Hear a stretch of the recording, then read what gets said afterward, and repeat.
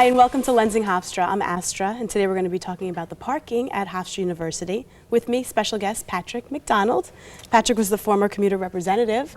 Now, Patrick, what were your responsibilities as the commuter representative of SGA? Basically, I served as a liaison between the Organization of Commuter Students, which is a club that is devoted to programming for commuters and lobbying for commuters, and the Student Government Association. And how long did you serve? I served in that job for 2 years. Okay.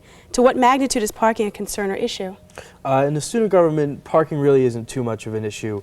Most of the members are residents, and they really don't see the need for a parking change aside from when it is a problem, as in, accidents occurring on campus. Well, since this is an issue, we're going to take a look at what some of the students have to say about parking.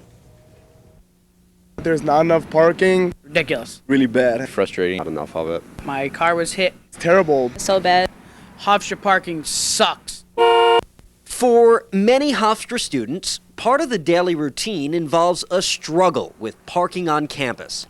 The addition of a new academic building on the south side of campus has created more congestion in the already crowded lot behind Breslin Hall. Students who are pressed for time often park in places in the lot they're not supposed to, narrowing pathways and causing an inconvenience for other students. I've seen terrible parking jobs, people taking up 2, even 3 spots. I've seen, what haven't I seen? People with their gas-guzzling SUVs, they take up 2 spots, and I have to park farther away from my home. The new residence hall that is in construction has replaced a number of parking spaces that were closest to the Student Center and the Unispam. The idea that this building will house only graduate students does not sit well with others. A building that doesn't need to be there could be parking spaces. But who are they building it for? The graduate students? Oh, guess what? I'm not going here to graduate school, so. Many commuters find they must get to school far in advance of their classes in order to be able to park in the commuter lot, forcing some of them to sit and do much of their work in their cars.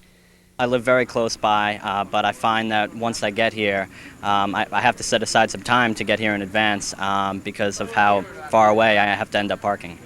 Smaller lots on campus become overcrowded, and very quickly.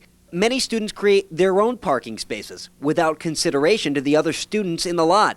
I was hit and the bumper was torn off because there's not enough parking spots. I would highly suggest a parking garage. Get a parking garage with a guard. There may be no perfect solution, but one thing is obvious.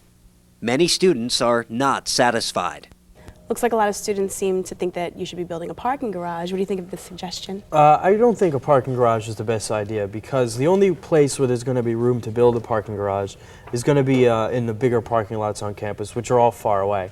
So people are going to have to walk the same amount of distance to get to their classes as if they parked in a regular spot. What do you think about the suggestions made by the students? I think the students need to talk more to administrators instead of just complaining amongst themselves. The administrators are here on campus to make campus life more accessible to students. Now, what were some of the changes or policies that you tried to enforce? I passed a couple of resolutions, one of them talking about changing more parking lots to be commuter lots, and one of them asking them to enforce the parking rules more stringently. Okay, well, thank you so much, Patrick, for being here with us, and thank you all for joining us. Come back next time to Lensing Hofstra when we're going to be talking about Recycling Edition.